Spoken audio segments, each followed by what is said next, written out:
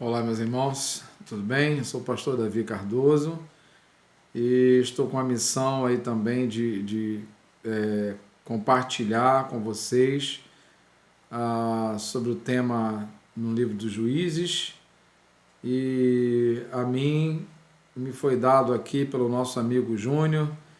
Ele me incumbiu de Juízes capítulo 6, quando fala ali sobre a liderança de Gideão, que vai do capítulo 6 ao 8. Vou tentar ser brevíssimo aqui para a gente ter um aproveitamento melhor. Bom, nós vemos que o capítulo 6 mostra que o povo de Israel, após a liderança de Débora e Baraque, então 40 anos depois, o povo volta a fazer o que era mal aos olhos do Senhor. Está ali no verso 1. E então Deus permite que outros povos estrangeiros, outros povos inimigos, viessem para oprimir Israel. Isto acontecia lá algumas vezes, né, no período aí dos juízes, e depois, posteriormente, com os reis de Israel também. O povo ficava firme com Deus, quando tinha uma liderança firme e forte com Deus. Mas aquele líder morria e o povo ia se esfriando, ia se afastando, e quando percebia já estava longe de Deus, adorando outros ídolos, né, outros deuses. Assim aconteceu aqui com Gideão e com o povo de Israel.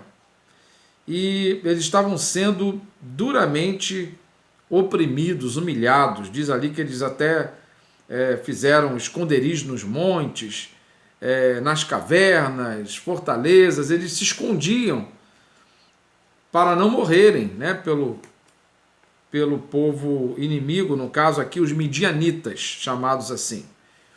Era, na verdade, um ajuntamento, né, de povos, porque estavam ali os midianitas, os amalequitas, e também os povos do Oriente ou arábicos, né?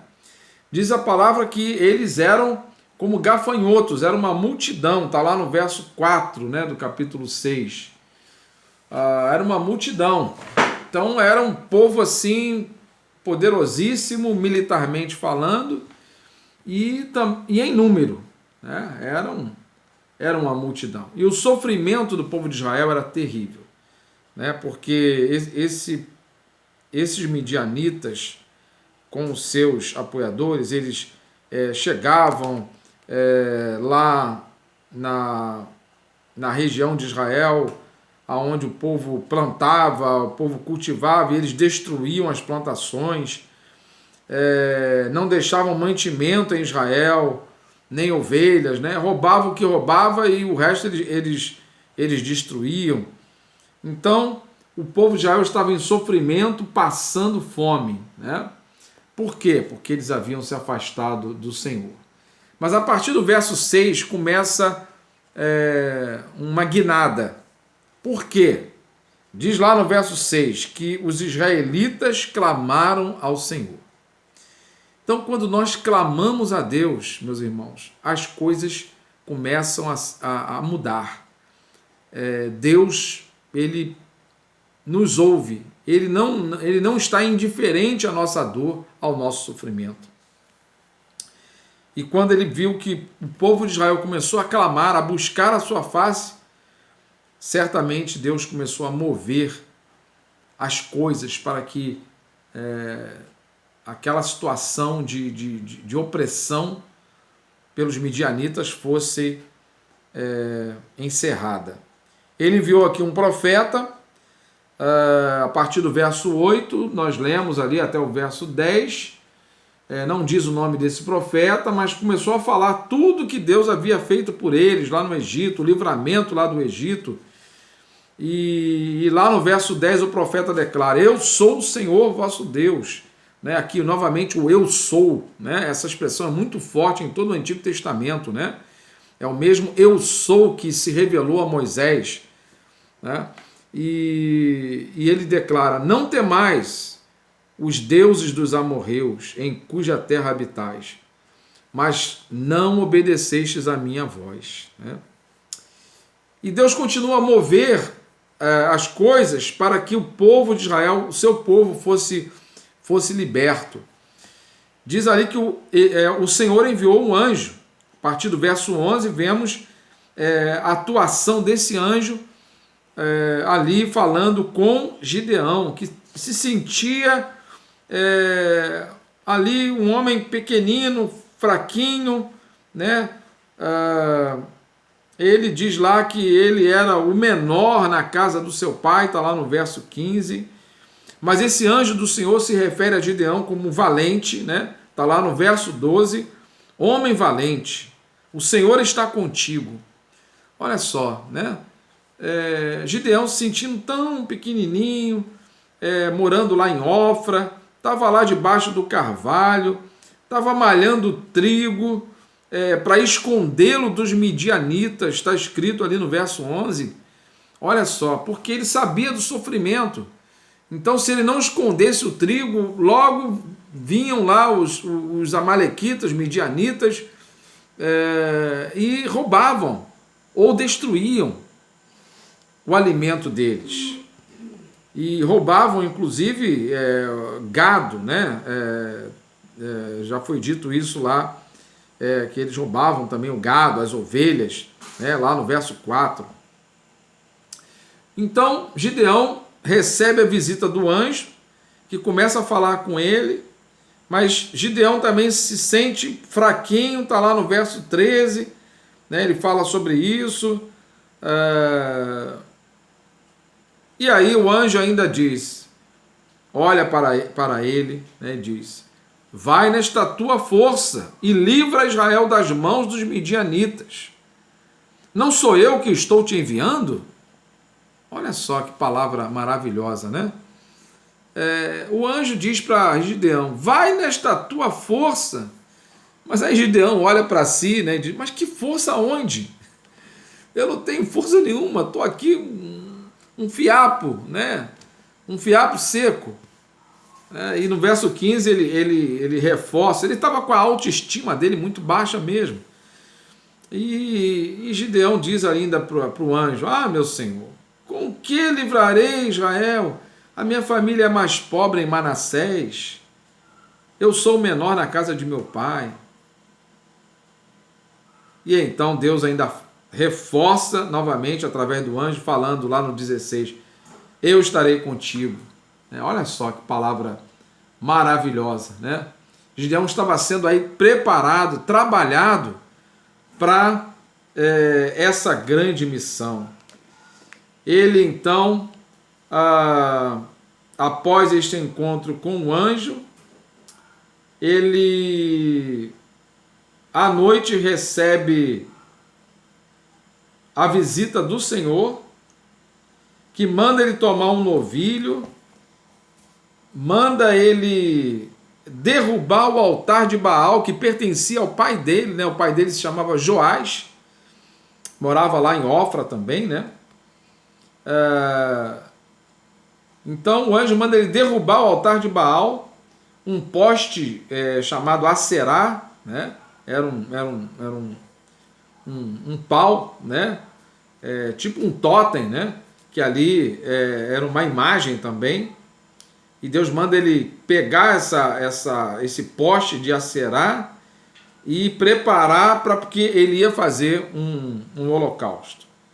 Então Gideão chamou os seus servos e preparou lá cortou a lenha, né? E o novilho, né? Também estava sendo preparado, mas os moradores lá da cidade dele, lá em Ofra, de manhã descobriu que Gideão havia feito aquilo. E aí os homens da cidade foi falar com o pai, né, com o Joás, né, que Gideão havia destruído. Aqueles homens da cidade estavam querendo, a meu ver, detonar o Gideão. Mas aí o Joás, que era um homem idólatra também, disse àqueles homens lá de Ofra: acaso sereis vós que defendereis Baal? Quereis livrá-lo? Todos os que lutarem por eles estarão mortos pela manhã. Se ele é Deus, que se defenda a si mesmo, pois o altar dele foi derrubado. Então Joás deu essa tirada assim, sábia, provavelmente Deus até o capacitou ali naquele momento para falar isso, e aí acalmou lá aqueles homens, eles não disseram mais nada, e diz ainda aqui no capítulo 6 que o Espírito do Senhor tomou Gideão, e então Gideão faz uma convocação movido pelo Espírito Santo de Deus, convoca as tribos de Israel, as tribos que estavam sendo oprimidas, né? Estavam sofrendo em face das invasões dos midianitas, né? Que iam lá para derrubar, para roubar, para destruir toda a subsistência lá do povo de Israel.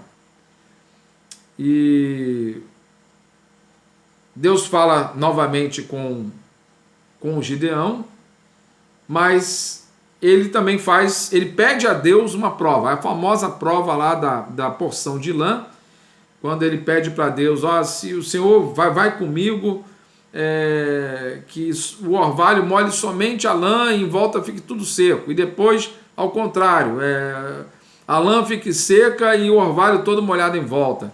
E Deus atendeu esse pedido de Gideão, porque ele era um cara que queria ter a segurança de que Deus realmente iria com ele. Muito bem, entrou no capítulo 7 e Deus viu que havia muita gente com Gideão. Havia um exército grande de 32 mil.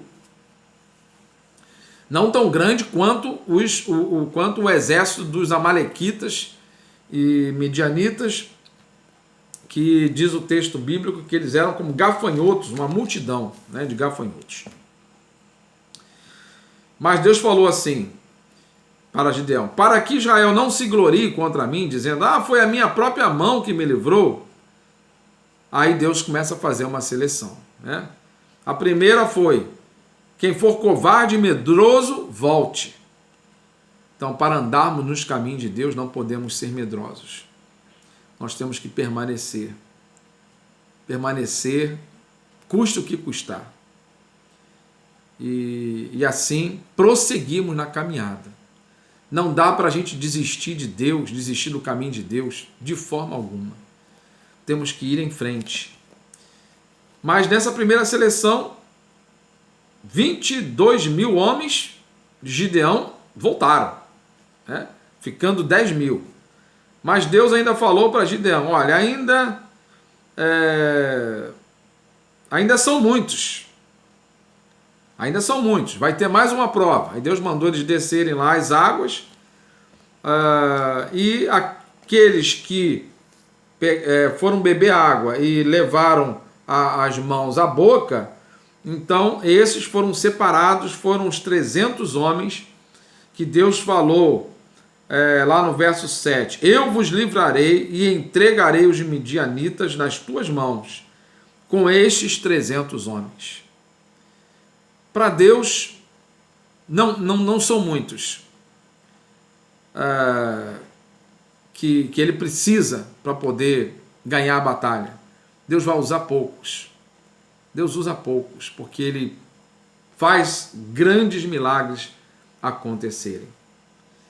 E assim foi, e Deus deu a orientação para Gideão, o que ele deveria fazer, e revelou para eles, aliás, para o próprio Gideão, que desceu no acampamento dos midianitas, porque Deus havia mandado, né, para que ele ouvisse lá, e ali houve lá um sonho contado lá por alguém lá do acampamento, que confirmou que Gideão venceria ali contra aquele grande exército.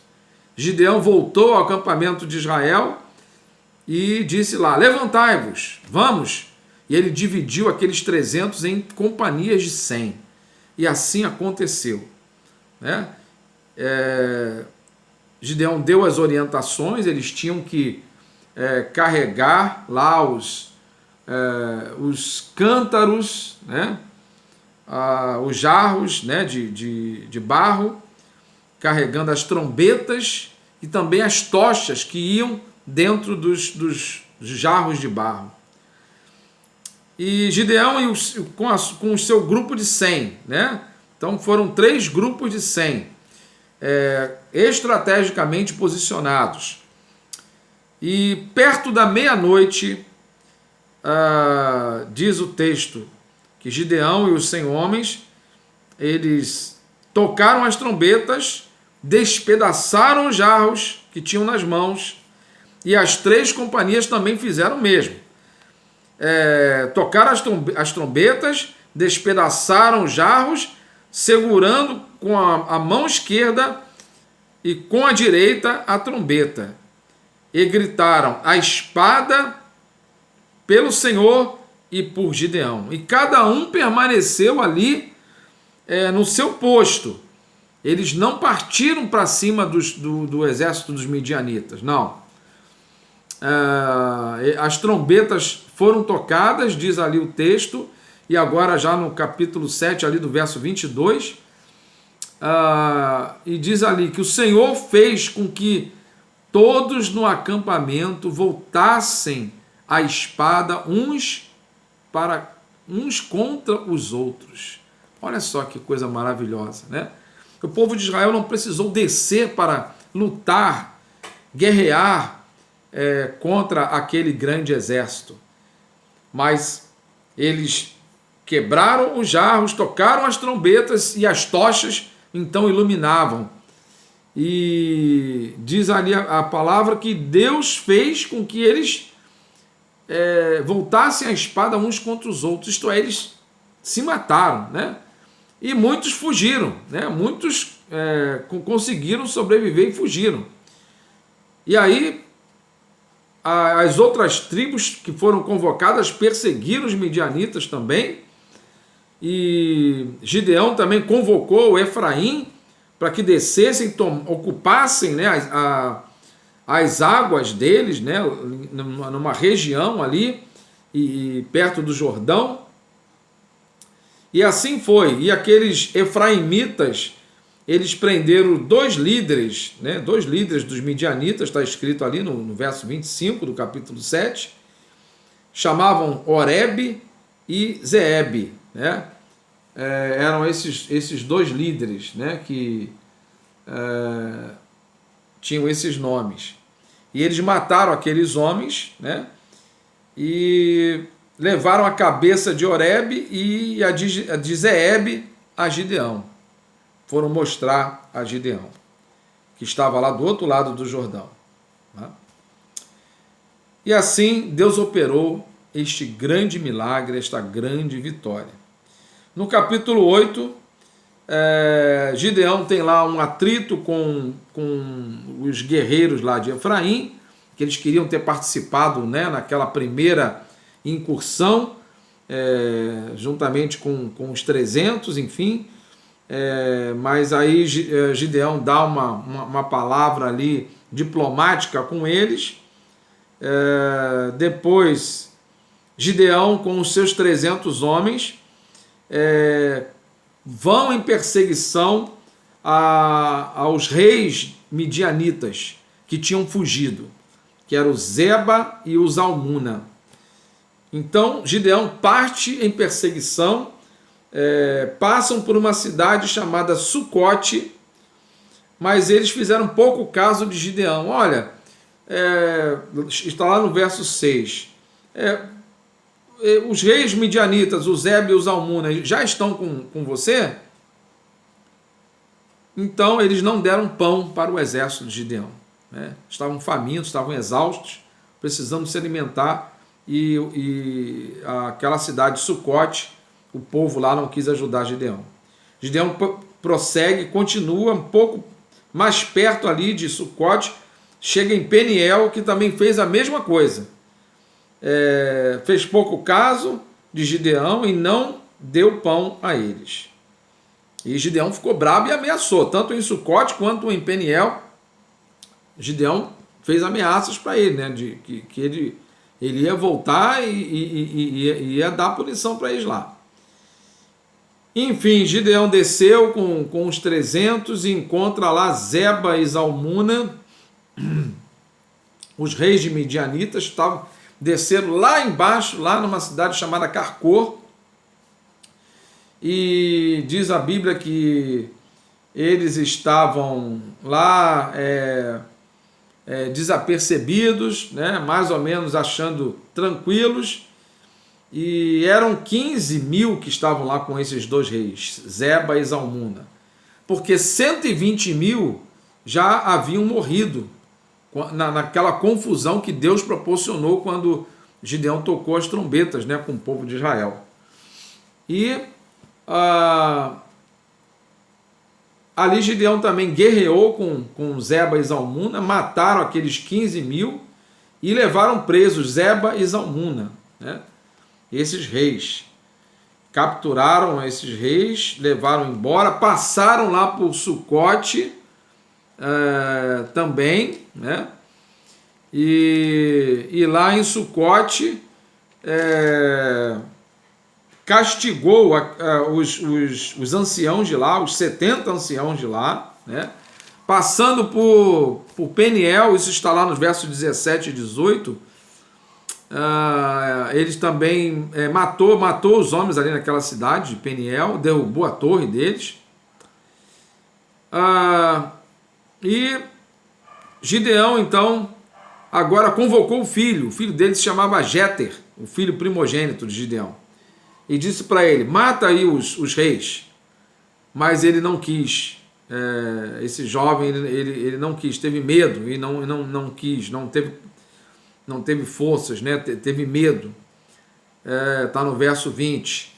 E aqueles reis de Midianitas, o Zeba e o Zalmuna, falaram: vem você mesmo e nos mata aqui. Aí Gideão foi e matou ali aqueles reis. Os moradores de Israel fazem um convite para Gideão, a partir do verso 22, para que Gideão reinasse sobre eles. Mas Gideão não quis. E Gideão respondeu para eles, lá no verso 23 do capítulo 8: nem eu, nem meu filho reinaremos sobre vós, mas o Senhor reinará sobre vós. Aqui foi uma primeira tentativa, né, de se estabelecer a monarquia em Israel. Não teve sucesso, mas lá adiante com Samuel, aí finalmente Israel vai se estabelecer em monarquia. Isso não foi do agrado de Deus lá na frente também não. Ok?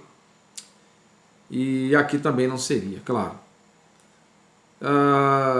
Mas Gideão pediu a eles lá: olha, então vocês me deem aí as argolas, porque os inimigos, né, que estavam lá, eles usavam argolas, eram ismaelitas, né, lembram-se lá de Ismael, né, filho de Abraão, né, com Agar, além dos midianitas, que vem também de origem lá em Abraão, que teve Midian com Quetura. Após a morte de Sara, Abraão casou com Quetura também e teve filho com ela, né, que se chamou também Midian. Mas então Gideão pediu aqui argolas de ouro e eles deram, e deu um total lá de argolas de 1.700 ciclos. Isso, meus irmãos, totalizou ali cerca de 19 quilos e 380 gramas de ouro. Então era muito peso, né? E para que isso? Aí Gideão fez lá um colete sacerdotal, mas Gideão não era sacerdote. Ele não era sacerdote. ele fez um colete sacerdotal, uma estola, né?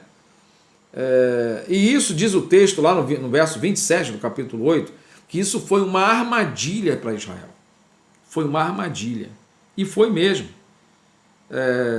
Uma armadilha, porque o povo, né, tanto a família de Gideão, a casa de Gideão, e o povo de Israel, eles começaram a ir lá e a ter uma certa veneração depois por esse colete sacerdotal que Gideão fez com aquele ouro que ele recebeu, né, o ouro do despojo, despojo de guerra. E os midianitas assim foram derrotados, nunca mais levantaram a cabeça, diz lá no verso 28, e durante a vida de Gideão, a terra teve sossego, teve paz durante 40 anos. Mas Gideão, ele também teve, informa aqui o texto que ele teve 70 filhos gerados por ele. Ele tinha muitas mulheres e teve também uma concubina. Provavelmente ele tinha outras concubinas, mas aqui fala de uma concubina que deu um filho a ele, chamado Abimeleque. E esse Abimeleque vai ser alvo do capítulo 9. Né? Vocês vão ver a desgraça que foi esse Abimeleque aqui para o povo de Israel. Né? Gideão morreu e o povo de Israel se prostituiu novamente, está lá no verso 33. Foram adorar Baal, Berite, né? Que significa Deus aliança, né? Adorando também os Baalins. E Israel se esqueceu de Deus novamente, né? Depois da morte de Gideão, né? E não foram benevolentes com a casa de Gideão ou Jerubaal, né? Enfim, a gente percebe aqui que o afastamento de Deus é triste, né? Gideão no finalzinho fez lá aquela estola, aquele colete sacerdotal, que veio se tornar um tropeço na vida dele e na vida do povo de Israel também. Agora uma pergunta para encerrar. Há algo na sua vida que pode ser uma armadilha para você, para a sua alma, para o seu coração, ao ponto de você se afastar de Deus? Há alguma armadilha? Alguma situação que o inimigo pode colocar, talvez exaltar no seu coração, e você se iludir com aquilo? Pense nisso. Desfaça dessa armadilha, desfaça deste pecado. Não devemos nós construir nenhum objeto de adoração, veneração. Pelo contrário, nosso coração seja voltado inteiramente para adorarmos ao nosso Deus, ao nosso Senhor e Salvador Jesus Cristo. Meus queridos, que Deus te abençoe, que Deus te ajude aí na compreensão de coisas tão profundas e tão maravilhosas, do poder de Deus, dos milagres de Deus que a gente encontra em sua palavra. Este mesmo Deus que libertou o povo de Israel é o nosso Deus hoje, é o mesmo Deus hoje, que quer estabelecer comunhão com a gente. Mas Ele quer que nós também o cultuemos, que nós façamos o que lhe agrada. Quando Gideão começou a agradar a Deus, quando o povo de Israel começou a clamar a Deus, Deus ouviu lá do céu. E aí as coisas começaram a mudar. As coisas começaram a ser transformadas. Queridos amigos, irmãos dessa turma abençoada de Irajá, Deus abençoe você, cada um de vocês e as suas famílias. Um forte abraço. Deus te abençoe. Amém.